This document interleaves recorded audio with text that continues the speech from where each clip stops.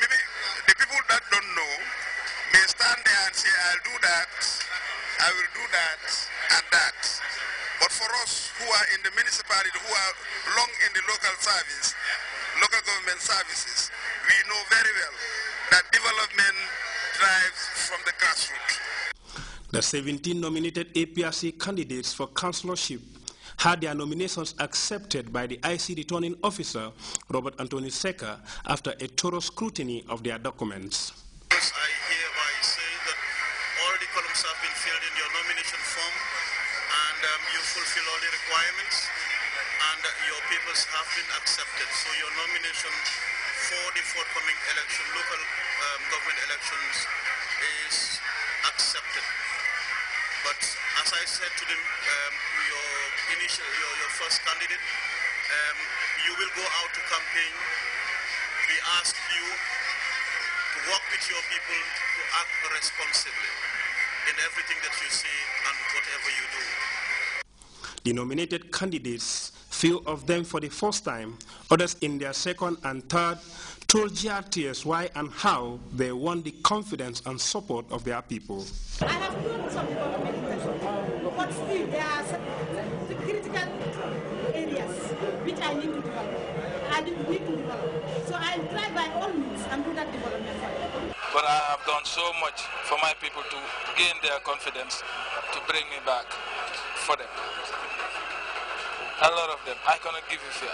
There are a lot of them. A lot of developments that I've made. What we have for the people is what they are paying, let them have it. And at the same time, we try to get special projects for them that where you know that they can enjoy development. This first day of the nomination process, done in a free and friendly atmosphere, is the scenario the IC envisages in the remaining days for the opposition parties and the independent candidates. The electoral body is equally hopeful that a similar situation will be replicated during the campaign trail and polling day itself, slated for the 4th April 2013. Louis Mendy, GRTS. Elsewhere in the Central River region, 22 APRC candidates were given the clear to contest in the upcoming local government elections after fulfilling all the requirements set by the IAC.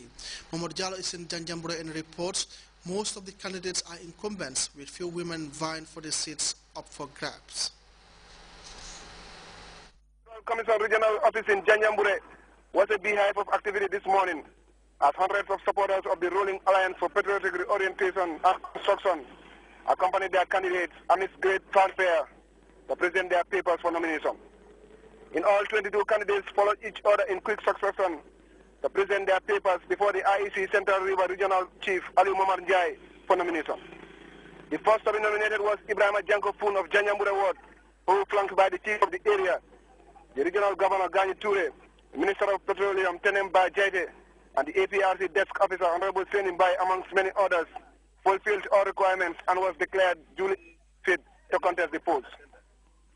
Foon was followed by 21 other aspirants vying for seats in the 22 ward region. Amongst them are two women, Janet Sise, incumbent candidate for Njao Ward, and Aminata Jallo of Bani Ward. According to the two women, they intend to give a voice to the women of their wards by championing projects that would improve the political and socio-economic status of women. The women have moved from being passive to active players in national development. The two women declared attempts by some men to restrict women participation, insisting that as citizens they are better placed to address the problems confronting society. Whilst anticipating stiff competition from their opponents, the duo are optimistic that they would emerge victorious. Several other candidates are incumbents. Among them are Mamad Mbai of Kawur Ward, Alaji Nene Cham of Galemanda Ward, and Alaji Kekuda Sise of Brikamaba Ward. They all described the elections as a foregone conclusion, saying their records speak for them. They also said that they need more time to accomplish what they describe as unfinished business they have started. Few other soldiers, Adama Gulo Cham of Challenge North and the outspoken Noah Jawara of Bansang, are first-timers. They argued that their presence is needed in the councils to coordinate the developments of their areas and give fresh blood to the councils. They also argued that the experience gathered sidelines of party activity is enough justification for them to join the political bandwagon. The rest to occupy nearly 24 seats in the Kuntaur and Janjambure area councils have also attracted two political novices, Mamadou Balde of Sare Sofi Ward, and Basil Cisse of Katamina Ward. The two are the youngest aspirants and enter the political field to give young people a voice. According to the two who are fresh from school, they are motivated by their desire to contribute to the development of their wards. They are hoping that young people also have a crucial role to play in national development, as exemplified by the President of the Republic, His Excellency Sir Professor Dr. Alhaji Yahya A.J. Jammeh, whom they see as their role model. Their nomination now paves the way for their participation in the elections slated for the 4th of April. They will now have to canvass for votes by traversing their wards to sell their programs and policies to the electorate, who will make the ultimate choice. The other political parties and independents are expected to follow their APRC counterparts the next 2 days.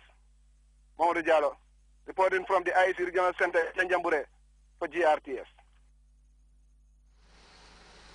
While 14 other APRC candidates in the Upper River region had their nominations endorsed by the IEC, Ibrahim Balde was at the electoral body's URR office and reports 2 cabinet ministers were on hand to witness the exercise.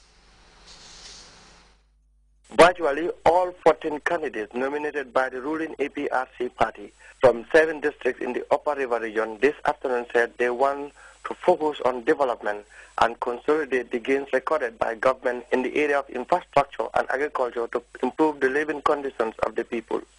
In a highly politically charged environment characterized by motorbikes honking to attract the attention, the APRC supporters were in a jubilant mood as they flanked their candidates side by side to the IEC office for nomination. Speaking to GRTS shortly after their nomination endorsed by Ablai Jeng, IEC's returning officer, told the nominated councillors to abide by the rules and regulations governing the elections. He urged them to desist from anything that could endanger peace during the campaign and after the elections.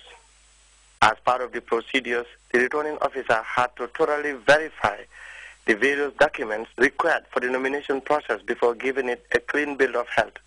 Such documents included tax clearance, supporting letter from the party under whose ticket the candidate is contesting, and the mandatory 75 signatures of registered voters card holders backing the candidate's nomination.